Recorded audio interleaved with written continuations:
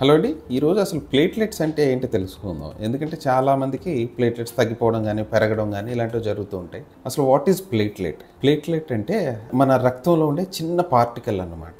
అది యాక్చువల్గా ఏంటంటే బోన్ మ్యారోలో తయారవుతుంది. బోన్ మ్యారోలో డిఫరెంట్ కణాలు ఉంటాయి. ఎరిథ్రాయిడ్ సెల్స్ అనేవి రెడ్ బ్లడ్ సెల్స్ని తయారు చేస్తాయి.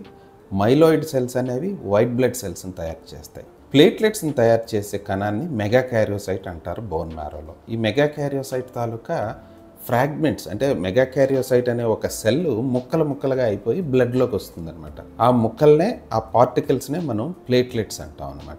సో ఈ ప్లేట్లెట్స్ తాలూకు ఉపయోగం ఏంటంటే ఇవి ఎప్పుడైనా మనకు దెబ్బ తగిలినప్పుడు కానీ ఏదైనా గాయం అయినప్పుడు కానీ అక్కడ రిక్రూట్ అవుతాయి అన్నమాట. ప్లేట్లెట్స్ రిక్రూట్ అవ్వడం అంటే ప్లేట్లెట్స్ అన్నీ వచ్చి అక్కడ చేరుతాయి మన బాడీలో.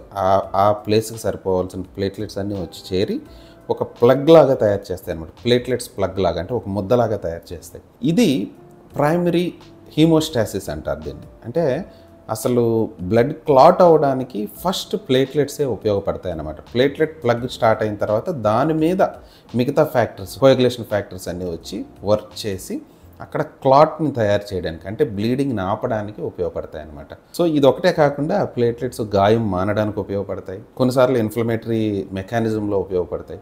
బట్ మెయిన్ ఫంక్షన్ ఏంటంటే ఈ ప్లేట్లెట్స్ అనేవి బ్లీడింగ్ జరగకుండా మన శరీరంలో కాపాడుతుంటాయి. సో అందుకే ఎప్పుడైనా ప్లేట్లెట్స్ తగ్గిపోతే బ్లీడింగ్ అయ్యే ఛాన్సెస్ ఎక్కువగా ఉంటాయి అన్నమాట. ఐదర్ స్కిన్లోకి కానీ ముక్కులోంచి కానీ నోట్లోంచి కానీ ఎక్కడి నుంచి అయినా బ్లీడింగ్ అయ్యే అవకాశం ఉంటుందన్నమాట. సాధారణంగా ఈ ప్లేట్లెట్స్ 1,50,000 నుంచి 4 లక్షల మధ్యలో ఉంటాయి.